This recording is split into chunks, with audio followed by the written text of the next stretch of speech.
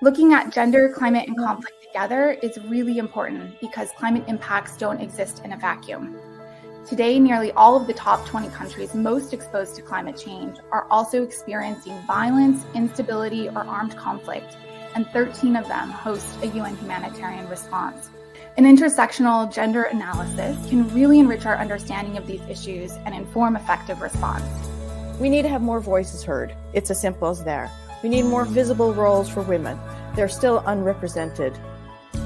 Governance needs to become much more inclusive. We also need to understand better what is happening, what is actually happening on the ground.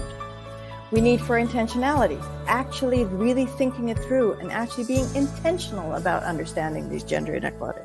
One very important step is for us to develop locally informed risk assessments that are both climate and security sensitive.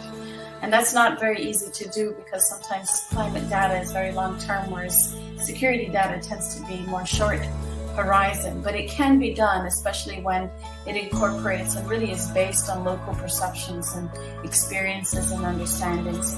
There are several factors that are affecting women and girls today, as we can see that the climate change crisis knows no boundaries, and at the same time, climate change has no identity. The loss of livelihoods has become a powerful weapon against our peace and security because they all depend on the same livelihood. That depends on land, that depends on water, and that depends on vegetative cover. So the work of CCAS has been focusing on women's role as stabilizers in community around food security, stable households, livelihoods, and dietary diversity and nutrition. Let's work with women to give them or ensure they have the tools to empower themselves.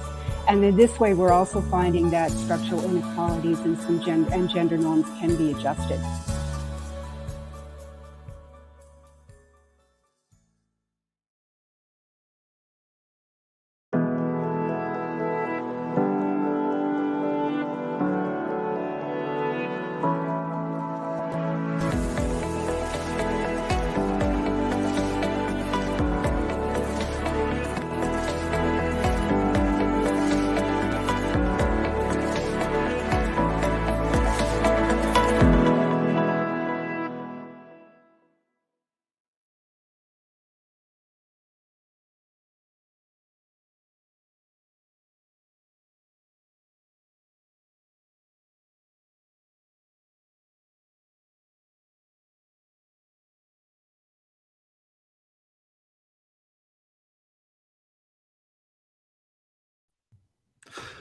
Hello, everyone. How are you? My name is Mark Leon Goldberg. I'm the editor of UN Dispatch and host of the Global Dispatches podcast.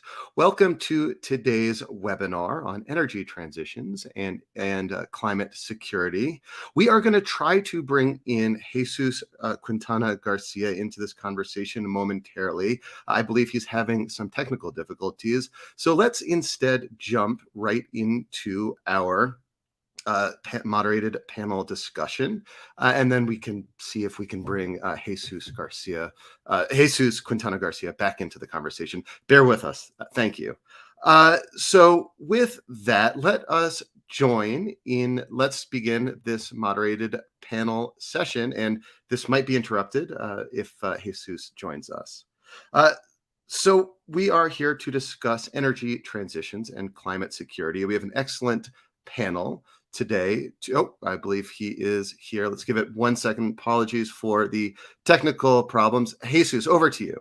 Hey, no, good morning. I'm sorry about that, but this is a demonstration that this is a live show and not a pre-recorded. So, no, more than anything, hello to the audience joining us today for our final climate security expert panel discussion of 2021, where we'll investigate the links between energy transitions, peace, security, and stability. But let me first start by reminding you of something that we all know by now. If humanity wants to meet the objective of the Paris Agreement and fight effectively climate change, we will need to fundamentally change the way in which we produce, distribute, and consume energy. Therefore, one of the top priorities will be to reduce emissions rapidly and move forward towards climate neutrality. We saw a few weeks ago in Glasgow, countries are being asked to come forward with ambitious emission reduction targets, with around 70% of the world's economy now committed to reaching net zero emissions. But pivotal to a path towards a low carbon future will be the design of a global clean energy transition plan to adapt to and adopt greener, cleaner sources.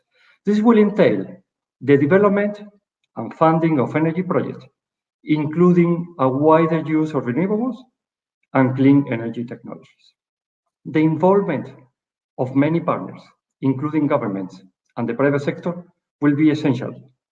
Innovation, research, and capital are all needed in significant amounts to promote and support this energy transition. But the path to a decarbonized future and an accelerating clean energy transition may also have negative impacts on people and environment, affecting their livelihood, coexistence, and quality of life. So, achieving a just transition will take time and effort, but more importantly, it will require consideration to key factors such as financing, technical assistance, and alternatives being offered, as well as other such as landlord rights, ownership of resources, and equal access to energy sources. Let me now rapidly take you to one example, very common in Latin America, where I'm based, but also frequent in Africa and Asia. This is conflict and instability due to mining activities. Mining operations are very often related to protest, violence, and hostilities, as local communities and indigenous people living around the mining projects suffer the negative externalities such as displacement, environmental degradation, pollution, crime, prostitution, without benefiting from the exploitation. The new technologies needed to ensure a transition toward a low carbon future, which will include wind turbines, solar panels, improved energy storage, such as batteries, will all require very important mineral and metal input that come mainly from the mining sector. How these minerals are sourced will determine whether the energy transition supports peaceful, sustainable development in the countries where these strategic reserves are found, or instead reinforces weak governance and exacerbates local tensions and grievances. Therefore, for the energy transition to be successful and sustainable, it will be critical to ensure that governments, citizens, workers, local communities, vulnerable peoples, including their surroundings, resources, and cultural sites, are not left behind or negatively affected. For that, consultations, prior consent, transparency, and free information flow will all be required and essential. We can see then clearly the challenges of energy transitions. It can be a very effective tool for fighting climate change, but to be sustainable and peaceful, it must contribute to stability and security instead of exacerbating already fragile context. Here, some questions arise. How can we make sure that local stakeholders benefit from this transition? How can we make sure that formerly fossil fuel dependent societies find other ways of economic activities? How can we make sure that technologies and practices to be implemented are actually making the situation better and not worse? So here today with me to debate this and other related questions is a luxury panel of very knowledgeable experts. But before moving to the panel, we will first watch a short video introduction to the climate security webinar series. And after that, our great moderator, Mark Orber, will facilitate the discussion with the distinguished panelists. I will see you again when the panel finishes for a short summary and closing remark. Enjoy.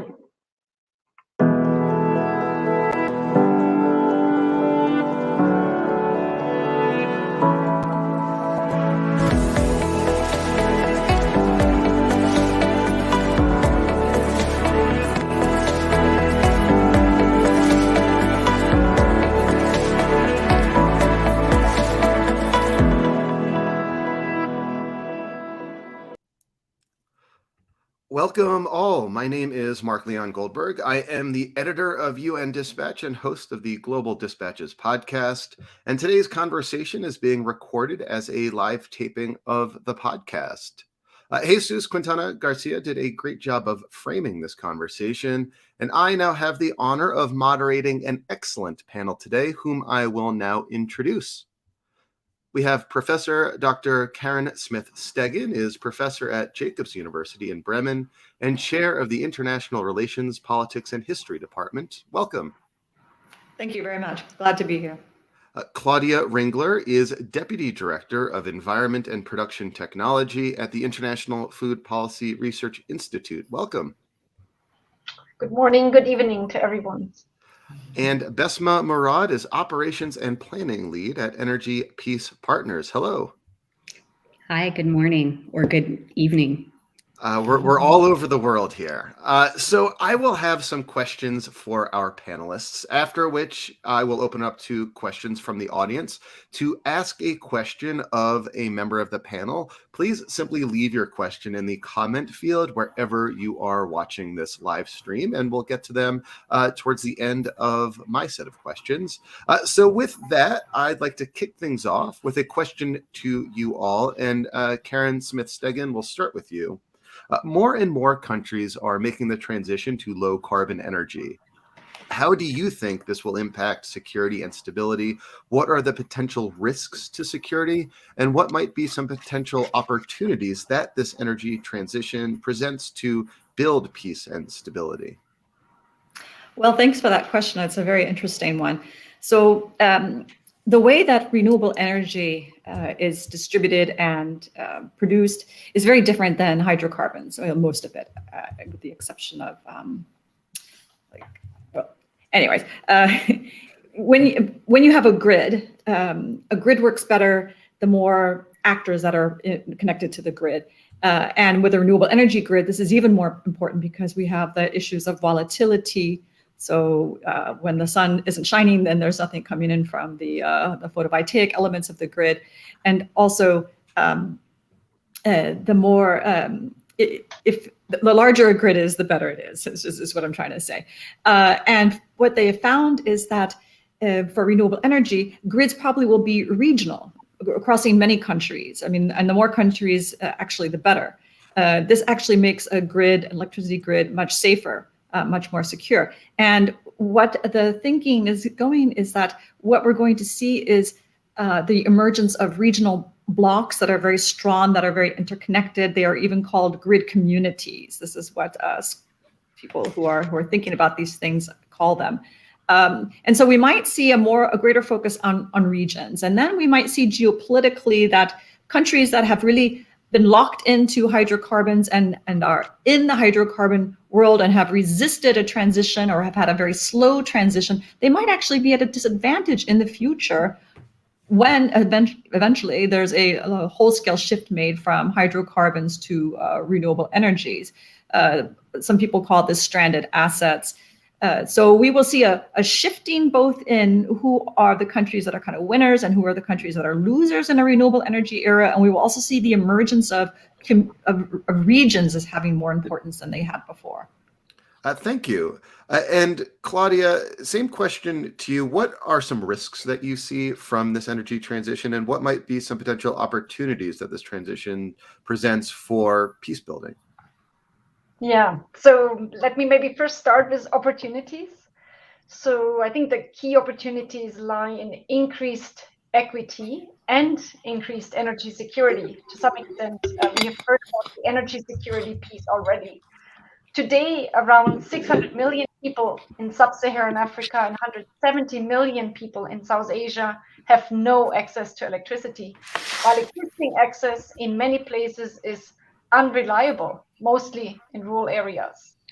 For example, I'm in Pakistan, and many rural areas do not have access to the electricity, even so they have the lines, but 18 hours there is just no power on the electric lines. And so, officially they have access, but in reality they don't have access. So when we do have this leapfrogging of the traditional grid systems with decentralized rural renewable energy systems, such a mix, like a mix of solar, wind, and generators and battery systems that can really reduce these rural-urban inequities. So reducing inequities between rural and urban areas, I think, is an important source for security, for stability. I think the second reason why renewable energy systems are important is because they're basically generally a more diversified energy mix. Diversification always supports security because different energy sources tend to be associated with different economic, environmental, and political costs or challenges. And so it's basically good to have more than one egg in your energy basket in case one of these sources becomes unavailable or too costly or there's some other issue happens. Just as an example, many countries have traditionally relied on hydropower, which is renewable. But with climate change and growing water scarcity, it has become a much more risky proposition to only rely on hydroelectricity. So the big potential with the other renewable is to actually complement hydroelectricity, which also has a lot of storage, like a battery, to complement that with wind or solar, and that can make a real difference in terms of energy security. So obviously the risk is actually to just rely on a single renewable energy source, such as hydropower. I guess similar to some extent if you only rely on fossil fuels. Thank you. Thank you. Thank you. And Besma, over to you, Besma Murad. Can you talk us through what you see as some risks and also opportunities around this transition in terms of security and peace building? Sure thing. Thanks, Mark, for the question and the opportunity to be part of this discussion. I'd like to start by giving a brief overview of Energy Peace Partners, where I work. We began in 2017 with the mission to mobilize climate and finance solutions as tools for peace building with a focus on renewable energy. Our team is made up of individuals with backgrounds in peace building, renewable energy, and climate security, and we work in 3 areas. The first is that we've developed a new financing mechanism called the Peace Renewable Energy Credit, which offers a way to support renewable energy in conflict-affected settings.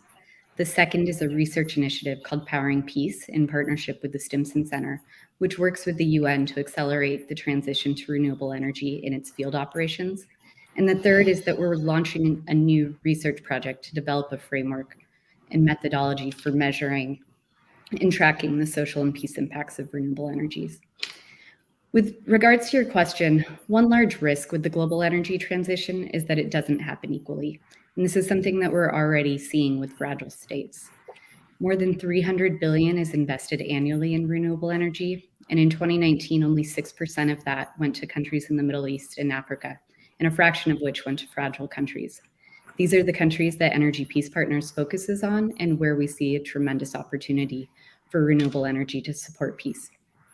In terms of opportunities, I'll mention 3, some of which have already been mentioned. The first is developing sustainable green solutions in countries where energy access is limited. Utilizing renewables can leapfrog the need for national grids and avoid building energy infrastructure that's dependent on fossil fuels. Secondly, renewables can easily allow for decentralized energy systems, enabling access to rural and remote settings, as well as greater resiliency to disruptions. Lastly, many conflict-affected countries host large UN and international humanitarian missions. In many of these settings, the UN is the largest consumer and producer of energy in the areas that they're deployed. These UN field missions have a mandate to support peace and stability, and leveraging their footprints in these settings to transition to renewable can both green their own footprint, reduce security risks to peacekeepers, and create entry points for working with host governments and local communities to identify opportunities to bring clean energy access to these communities. Thank you. And Karen, I'm going to go back to you, Karen Smith-Stegen. You sort of hinted at this in your initial answer, but I'd love you to flesh out further what you see as the main shifts and changes that might happen on the international level when the global energy systems transition to low carbon energies. Are global transitions expected to shift the geopolitical power balance? And if so, what might we expect? Yes, thank you for that interesting question. So, as I mentioned, regions might gain in importance, and the regions. well, let me talk about the EU first, since I'm coming from the EU today. I know we're coming from all over the world. But for example, within the EU, we have what we're seeing is a multi-speed energy transition, meaning one part of the EU, and it happens to be a geographically grouping, is moving faster. And another one, which is kind of on the east side of the old member state, new member state divide, are moving much more slowly, and they're much more locked into hydrocarbons and into their coal manufacturing and production and distribution. And what we're seeing is that they're very resistant to the coaxing, one could say, to speed up their transition. So it could even be political problems within the EU if these countries aren't brought along faster. And since I study energy transitions, I think there's been way too much focus on the factors that push or accelerate a transition. And we also have to look at the factors that hinder the obstacles to a transition. And we have to start taking those much more seriously. So in the EU, for example, just telling countries, all the countries, these are your targets, go, go, go, is insufficient. We have to look at, well, why are they so locked into their coal? And the answers are really obvious, but something has to be done to address that. On a more international or global level, I mean, China is zooming ahead with all it can, even though it is still building along its Silk Road, or its Belt and Road Initiative, or some people call it the Silk Road. It's building coal plants. Now, so it's cutting down coal plants inside China and is really gearing China up and building up renewable energies. But outside of China, it's like using its coal technology for other reasons. But a friend of mine is a top physicist for, oh my gosh, I'm gonna forget the name. Something I work on all the time. Anyways, said when it comes to renewable energies, China is ahead in every way. And I think this isn't just because they want to be green. I think there is a geopolitical maneuvering to this. Thank you. And Claudia, staying in this context of global energy transitions, what issues do you foresee on the national and subnational level, particularly when it comes to the links between food, land, water, and energy? And how might energy transitions and their policies impact these links? Yeah, that's, I think, a very important and excellent question. I think basically energy security improves food and water security, as both are highly energy intensive. Just as an example, rural energy access can be used for cold storage of nutrient-dense, highly perishable foods, such as eggs, milk, fruits, and vegetables. And therefore, it's really essential for improved nutrition, particularly in rural areas. Energy access can also support the development of drinking water sources closer to homesteads. Globally, around 900 million people do not have access to a basic drinking water source that is a source within a 30-minute round trip from the homestead. Safe supply, in many cases, can be developed with deeper wells and solar-powered pumps. Renewable energy security, of course, also reduces climate change, which is a key driver of food insecurity, migration, and has been linked to civil unrest. Key risks that exist if renewables are pushed without considering implications for food security, water resources, or the environment. Solar irrigation, for example, is slowly replacing diesel pumps and sometimes electric pumps, but this removes variable production costs, thus potentially accelerating groundwater depletion, reducing food security, and then this can again be a driver for migration. So it's all interlinked and interrelated, and we have to be very careful how we plan those renewables. Thank you. And Besma Murad, talking specifically about conflict-prone regions and communities, how can the transition to renewable energy contribute to peace and security? What are the main advantages of renewable energies in these contexts to these communities? Great. Thanks, Mark, for the question. In terms of contributing to peace and security, I'll give two examples that illustrate how we think about the connection between renewable energy and peace. The first is through a conflict or political analysis. In many conflict-affected regions, energy plays a subtle but important role in the conflict dynamics. And what electricity does exist is often in the form of diesel generators.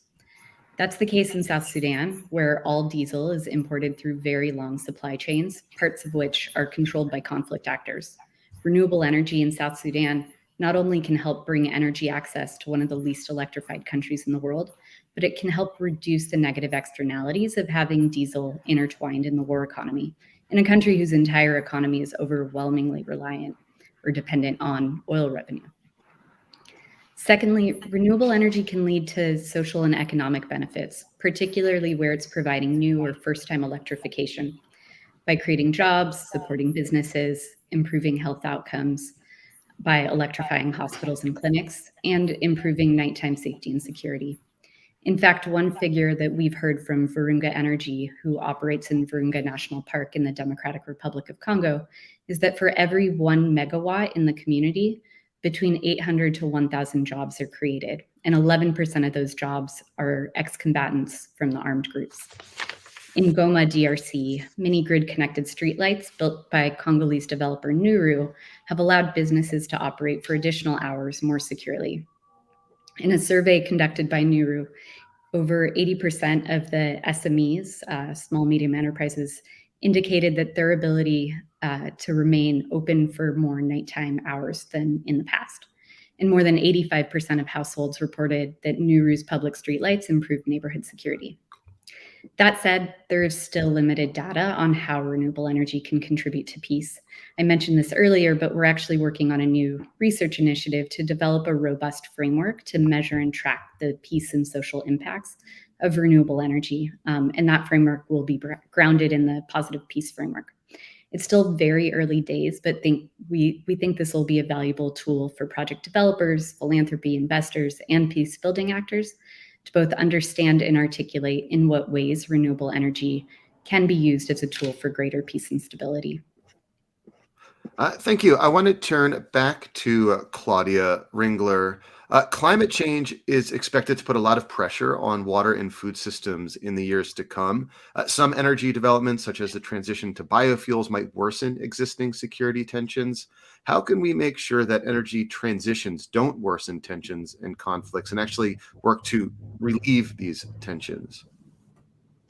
Yeah, I think this is an excellent point. I mean, it's so surprising, that in today's interconnected world, energy security and climate mitigation solutions proposed by governments, but also in those IPCC reports, they're still being conceived without considering rural realities or these cross-sectoral impacts. And biofuels is exactly one of those strategies. The US Energy Policy Act of 2005 and the Energy Independence and Security Act of 2007, they started up this very large program to blend biofuels, largely with maize as a feedstock with gasoline. Other programs started in Europe to mix biodiesel from palm oil in Indonesia to reduce fossil fuel use in the transportation sector as well. However, the environmental and food security impacts of these programs have been substantial, and they have not been considered from the beginning. Today, 3 of the 4 main biofuel crops in use are known for their large fertilizer use, large water use, and destruction of tropical ecosystems. Again, those are maize, sugarcane, and palm oil. Maize and sugarcane have also been associated with high water pollution, the continued growth in the hypoxia in the Gulf of Mexico, and eutrophication of drinking water sources in Brazil. It's really surprising. So yes, so there are real problems between some of those strategies and environmental outcomes and food security outcomes. At the same time, the IPCC continues to propose bioenergy as a key source for climate mitigation because they do not consider the impacts on food and water security. The 1.5 degree report that I think everyone notes, for example, decisions about bioenergy deployment in integrated assessment models are based on economic considerations to stay within a carbon budget that is consistent with a long-term climate goal. Those models assume that bioenergy is supplied mostly from second-generation biomass feedstocks, such as dedicated cellulosic crops, etc., and residues. Reality is obviously quite different. So there are 2 different worlds out there. the world of actual biofuel use that can be quite destructive, and the world of potential biofuel use that is not becoming reality because the costs are too high. So yeah, we really need to do better here to Thank achieve you. energy security and food security. Thank you. And turning now to Karen Smith-Stegen, how can researchers and policymakers increase cooperation and coordination during this energy transition? What are the areas that need cooperation the most? And how might we foster more cooperation on these matters? Those are three interrelated, very intriguing questions. Well, if we just look at cooperation theory, we know that the costs and benefits associated with a transition have to be, the matrix has to be more powerful than the costs and benefits associated with what you would call defecting, if you're talking about cooperation theory. But basically, what we're talking about is that the benefits of transitioning have to be higher or more impactful than the benefits of staying kind of wedded to your hydrocarbon. And so when we talked about energy security earlier, so Poland, for example, has lots of coal. They're very concerned about energy security. For them, the costs associated with doing a full-scale transition to renewable energies are well, staggering. It's staggering costs, right? So long as this kind of payoff structure, as it's called in cooperation theory, is such that the cost of transitioning are much, much higher than the costs of staying where they are and moving slowly, you're not going to get cooperation. And that needs to be taken seriously. For example, the hundreds of thousands of people who work in the coal industry. It's one thing to say, shut it down, but somebody has to take seriously what that will entail in terms of a human cost. So the second part of your question, just let me look at my notes because I'm not going to say I forgot it, but I just want to look again. What are there specific areas that need cooperation the most? Coal. Coal. We saw that in Glasgow. And coal, and this is what a lot of people don't realize. On the one hand, the UN, the EU, all these different players are saying push renewable energies. And on the other hand, governments are still giving hundreds of billions in subsidies to the hydrocarbon industries around the world, to drilling of wells for oil, for natural gas, for the coal industry. And so there is this real push-pull that's going on. So we need to look at that more closely. You can't be telling everyone, turn off your coal plants and hop on board to the renewable energy train while, behind the scenes, you're giving money still to that. What if you gave that money? I mean, this is a really crazy idea, but what if we gave, all the coal workers in Poland, for example, 500,000 euros, give them a half €500,000. If you look at the subsidies that are going to coal, well, that might be one way that they might say, okay, we accept this transition. I mean, somebody might think, that might sound like a crazy idea, but actually that might be the kind of ideas that are needed to move this forward. Thank you. Let me turn now to Besma Murad. What kind of conditions, dynamics, and policies should be in place to allow renewable energies to contribute to peace and stability in a meaningful and positive way? Sure. Thanks, Mark. When we began this work, we quickly learned that access to financing for renewable energy development was a big gap for conflict-affected countries. There are a growing number of local renewable energy project developers that see the opportunity and benefit that sustainable energy access can bring to their communities. However, there are large barriers in building out these projects. This was one reason why EPP created the Peace Renewable Energy Credit, or PREC, which offers a new way to monetize renewable energy in fragile states and thereby support new projects. We successfully piloted the PREC last year with Microsoft and Google buying the first ever PRECs from solar projects in the DRC, which channeled about $80,000 to these new projects. So greater access to financial resources for high impact projects, particularly for those developers that are from and operating in conflict affected settings. Secondly is the importance of local engagement to understand needs, ensure equitable access, and to build trust and confidence in the process and the projects. In the case of the project in Goma, the developer Nuru had held a series of community consultations to identify priorities.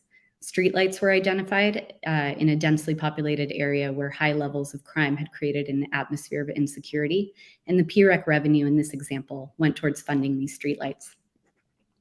Lastly, as mentioned earlier, UN field operations offer a unique entry point.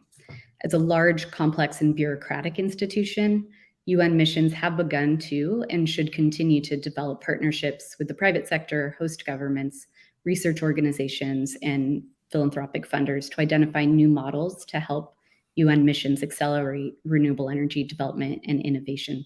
We're already beginning to see some interesting models develop, such as the use of power purchase agreements, in which the UN partners with private sector renewable energy developers and signs energy lease agreements.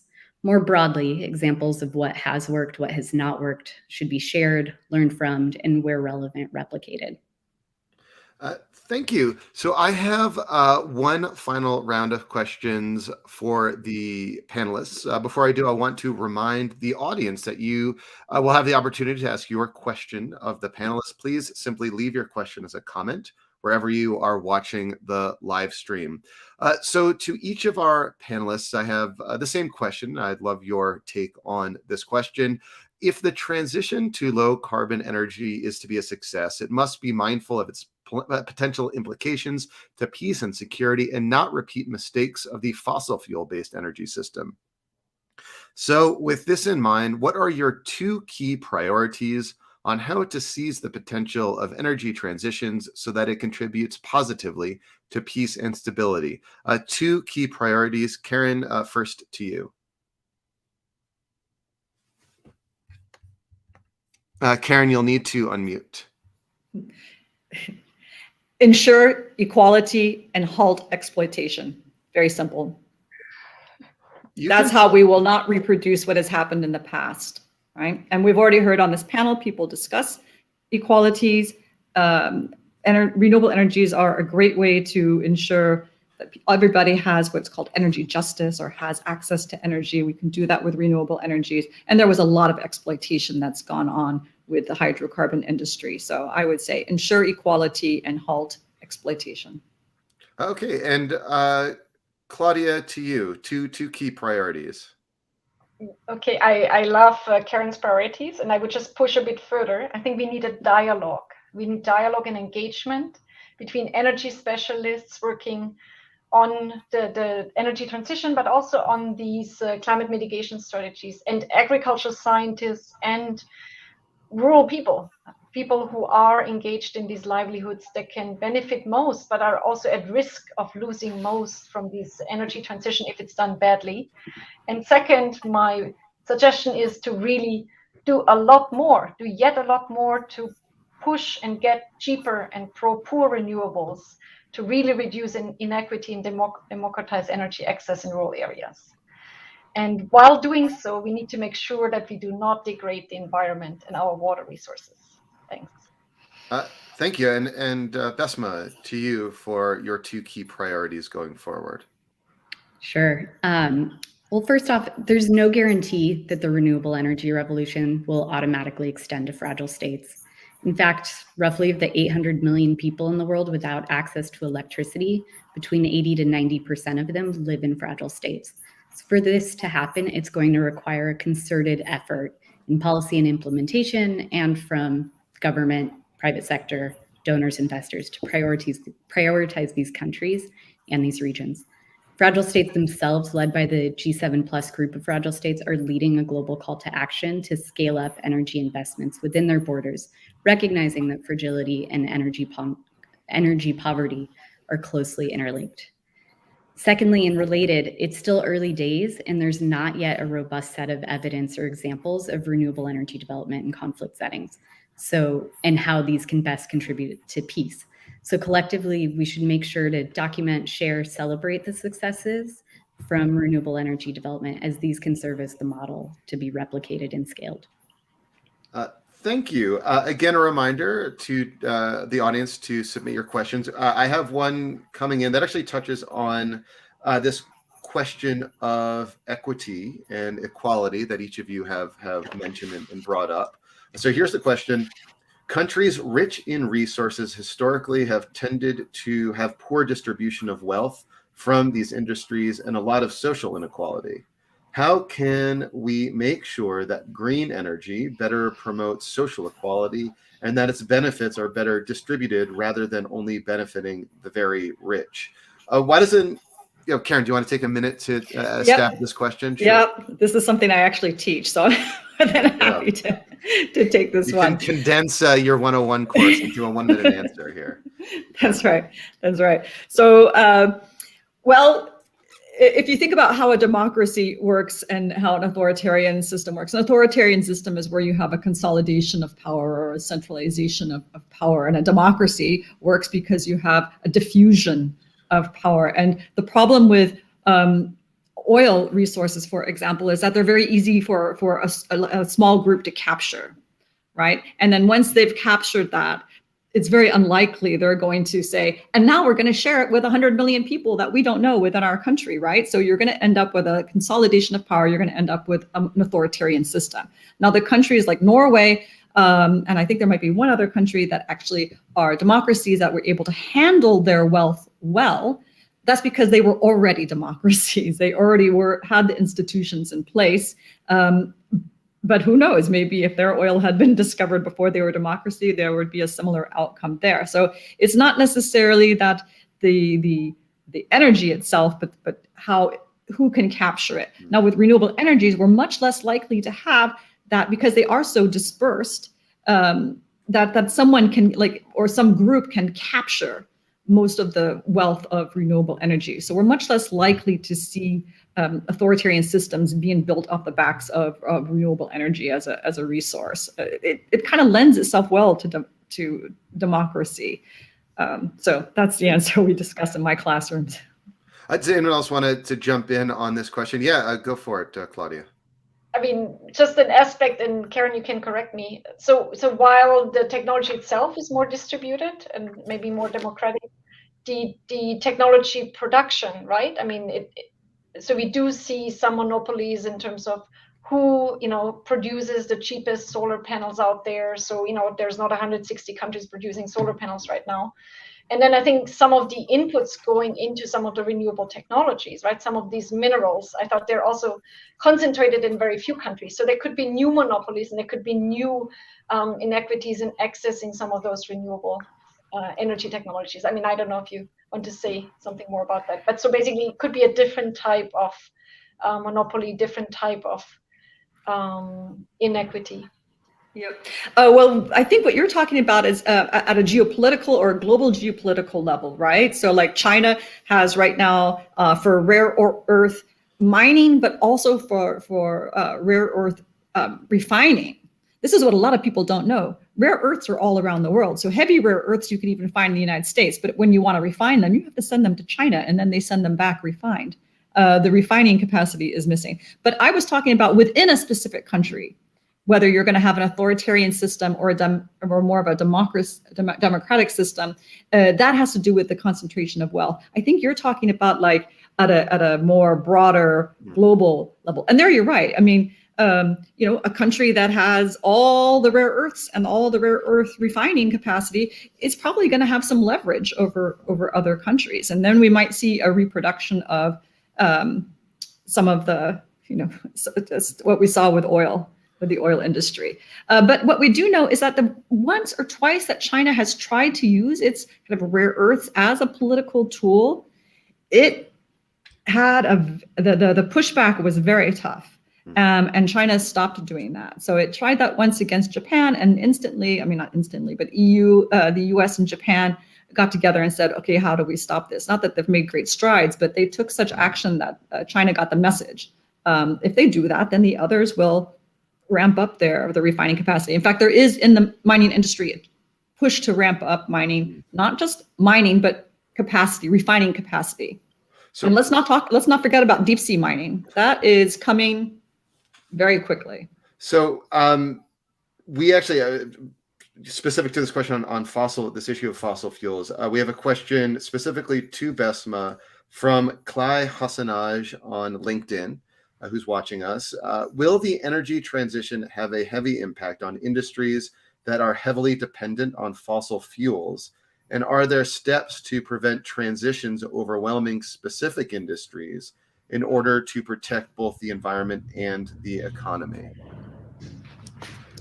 Thanks for this question. And honestly, I don't think I'm necessarily the best position to respond to this. I'd be curious from the other speakers, but also the person who sent in the question, sort of what industries and sort of what regions they had in mind.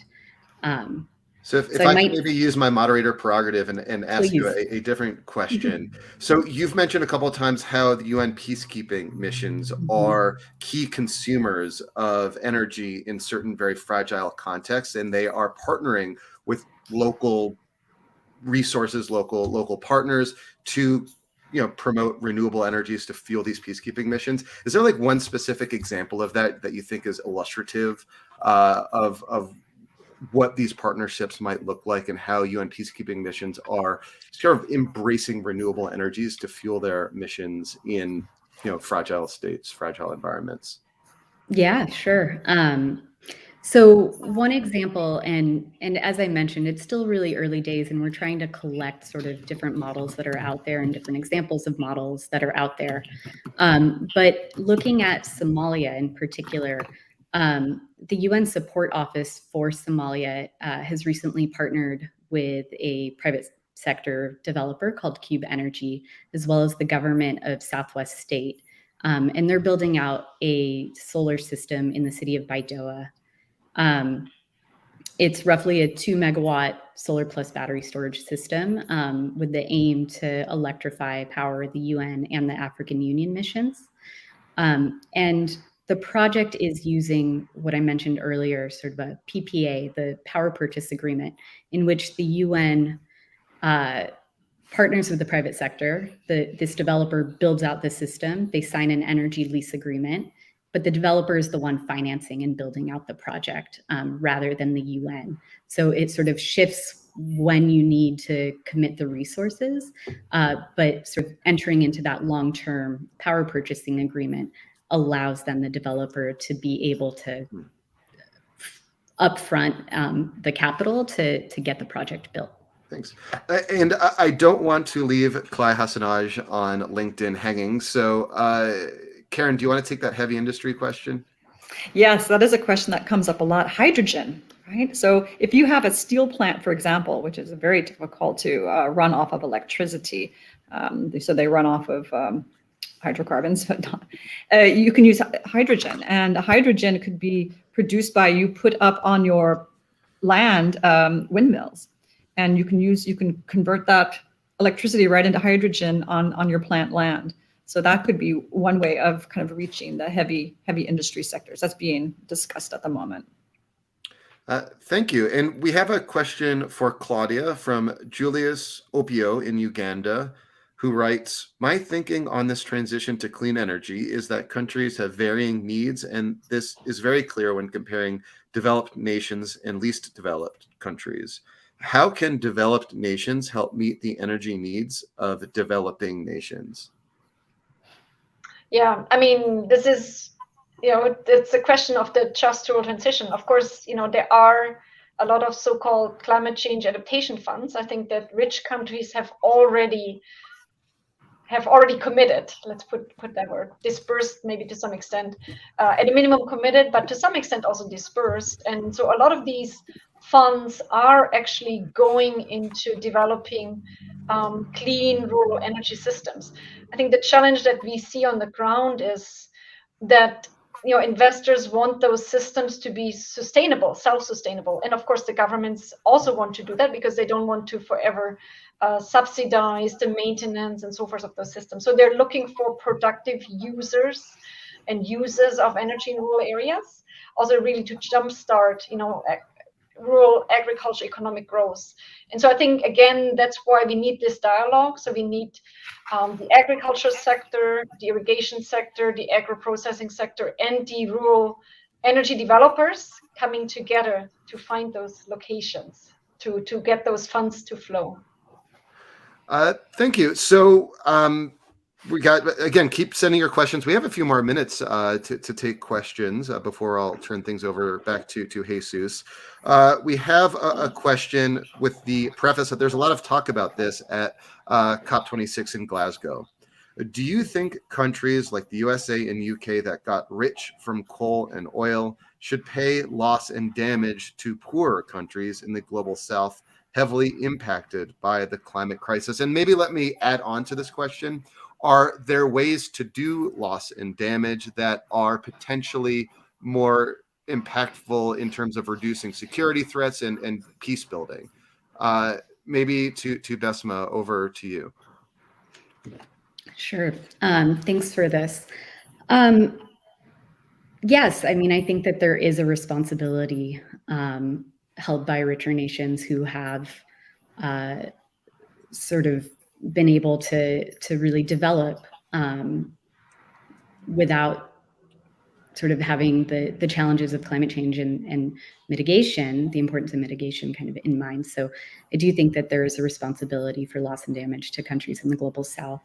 How to do this in a more sort of impactful way. I think channeling and supporting countries in the global south, and particularly those countries that are facing climate security or climate insecurity, facing risks stemming from climate change, those that are most vulnerable to the impacts of climate change, should be prioritized both in terms of adapting to the changes they're facing, as well as helping to not necessarily mitigate. These are not countries that have a huge carbon footprint, but able to help transition to a lower carbon future, with the support of renewable energy, among other things. Maybe let me pose that same question to Claudia as well, because I saw you sort of nodding your head. How might loss and damage, or generally, aid, support the transition in terms of supporting peace building initiatives and reducing conflict pressures? Yeah, I mean, I think one way really is to invest, more wisely. I think I've been trying to say that. So, putting out these rural energy projects in areas where, for example, water resources are already highly degraded, and then you're putting in a solar pumping project, right? So there's no more variable cost to pay, and the chance that we further degrade resources and actually fuel conflict and create migration, that's what we want to avoid. So those projects can be put in if you bring very strong institutions and governance into that mix. So basically smart investment, and not just and actually talk to the communities. It's so surprising. People come in with the solar, or they come in with whatever, and they actually haven't talked to the communities. And sometimes the communities, they certainly want energy, but they want it in a certain way. They want it accessible at certain hours.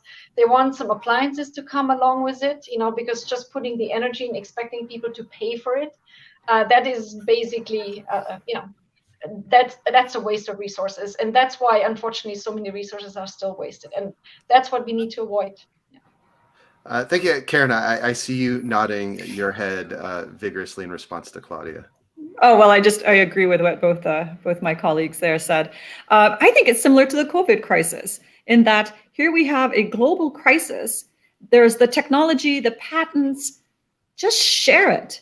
And if private companies that have invested in developing these patents and this technology need to be reimbursed, then reimburse them, but just share it. I mean, withholding the COVID patents, the vaccine patents, I mean, it's not being withheld, it's just not being shared. The same thing. I mean, I was involved with the Desert Tech. I'm not sure how many of you would remember the Desert Tech Initiative from about 10 years ago. And so I had a lot of involvement with these countries in North Africa. And there was a lot of resentment that, well, do they get the technology? Why don't they get the technology? Why don't they just get to build the CSP plants? And so it's a little bit like, what, we're in German, there's a saying, it's 5 before midnight, meaning the world ends at midnight. We're now 5 before midnight for climate change. let's be done with, my company developed this and therefore we have to profit from it. We're beyond that. And if those companies need payouts, then give them payouts, but share the patents, share the technology, help these countries set up their own renewable energy industries. Well, thank you all. Thank you to our panelists for the conversation today. Thank you to those who are watching the live stream. Again, this was recorded as a live taping of the Global Dispatches podcast. You can subscribe to the podcast wherever you listen to your podcasts, Apple Podcasts, Spotify, or wherever. I will now turn the camera and mic back over to Jesus for some closing remarks. Over to you, Jesus. Hey, thank you, Mark, and congratulations to all the panelists. That was a really engaging discussion, and I noticed that the panelists were really getting, more and more engaged and emotional and responsive to the difficult question that you all in the audience posed at the end. But I really enjoyed it, and I hope you also did. Let me just share my takes. It will be very unfair to say that this is a summary of what has been discussed. It will be difficult, so rich and so interesting. But I have a few comments to make on that. I mean, of course, this is not only a technical discussion, this is also a political discussion, it's a social discussion where all we need to be. And we need, of course, this technical input from the interdisciplinary point of view. But we all know the climate change is not only threatening livelihood, we all know that, but production, ways of living.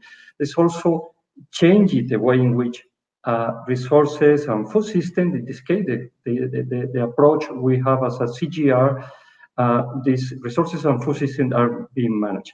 So adaptation, resilience, diversifications are all responses, but we need a little bit more than that.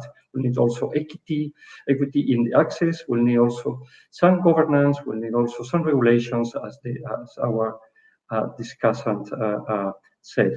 Well, the fact that resources will become more scarce, like water, fertile lands, minerals, will undoubtedly fuel conflict and will exacerbate fight over ownership, access, will deepen more likely poverty and inequality. So we need to act not only rapidly to avoid going beyond the 1.5 degrees, but also doing in a way which is socially and economically sensitive to this situation. So the panel is sitting here today to discuss about the way in which we produce, distribute, and consume energy. How are they going to change? How are they going to affect climate change, the fight positively, but also without having a negative impact on security and peace and stability and social conditions and fragility of the world. So the panel, just to summarize rapidly, at the beginning, they discussed risk and opportunities. We saw the issues of winners and losers, the possibility of having exploitation and increasing the war situation for those vulnerable people, elite culture. But we also saw that coming from the energy transition, we have opportunities for diversification, for better access, easy access for people in remote area or for the poorest of the poor. So just to see rapidly, Karen Smith is just having from the Jacobs University put the emphasis on the political economy of this energy transition. She spoke about the geopolitical balance, the important to assure that this is done, let's say, in a fair way. And also she discussed the importance of incentives and subsidies in this case to accelerate transition or to deter transition. Claudia Ringer from IFPRI, another CGR institution, who is, as you know, putting the emphasis on food, water, and soil systems, spoke about the importance of those systems being affected by the climate change and how the energy transition should be an element to provide opportunities to ensure nutrition and that hunger is combated. Besna Murad from the Energy Peace Partners spoke about fragile state and peace, especially in Africa, with the support from DRC, Somalia, and South Sudan.